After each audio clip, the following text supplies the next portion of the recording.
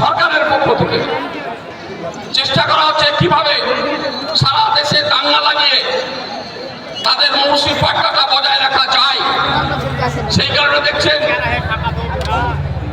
গুজরাট সহ উত্তর পূর্ব ভারত সমস্ত রাজ্যে একটার পর একটা দাঙ্গা, এবং দাঙ্গায় ক্ষতিগ্রস্ত হয়ে সংখ্যালঘু মানুষ রাজ্য ছেড়ে পালিয়ে আসছে, দেশ ছেড়ে পালিয়ে যাওয়ার চেষ্টা করছে। এইরকম একটা ভয়ঙ্কর পরিস্থিতি আজকে তৈরি হলো কেন? আপনাদের মনে থাকবে সরকার মুখ থেকে এটা চালানোর চেষ্টা করছে, আমি এই রাজ্য শাসন করি, ভাগাভাগি করে নিয়ে আছে, তুমি দিল্লি চালাও আমি রাজ্য চালাই। তারা দেখছেন অনেক সময় বলার চেষ্টা হচ্ছে মুখ্যমন্ত্রী নাকি মুসলিমদের খুবই দরদ। আপনারা কেউ জিজ্ঞেস করুন তো, এই সময়কালে মমতা ব্যানার্জির সরকারের সময় কটা নতুন মাদ্রাসা অনুমোদন পেয়েছে? একটা নতুন মাদ্রাসা হয়নি।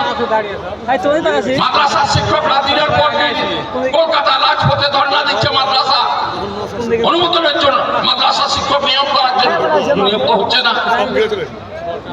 আজকে উনি বললেন বড় বড় কথা, আপনারা সকলেই জানেন এ কথা, আমি শুধু পুনরাবৃত্তি করছি একবার, যে শামশেরগঞ্জে দাঙ্গার পরে মুখ্যমন্ত্রী এলেন, কি বললেন আপনাদের সামনে?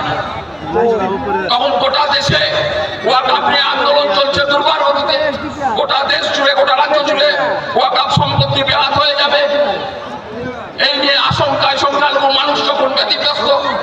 সেই সময় মুখ্যমন্ত্রী শামশেরগঞ্জে এসে বললেন ওয়াকফ নিয়ে আন্দোলন করতে গেলে দিল্লিতে গিয়ে করো, এখানে করা চলবে না, আর যদি কেউ আন্দোলন করো তাহলে আমার থেকে ভয়ঙ্কর চেহারা আন্দোলন দেখতে পাবো না।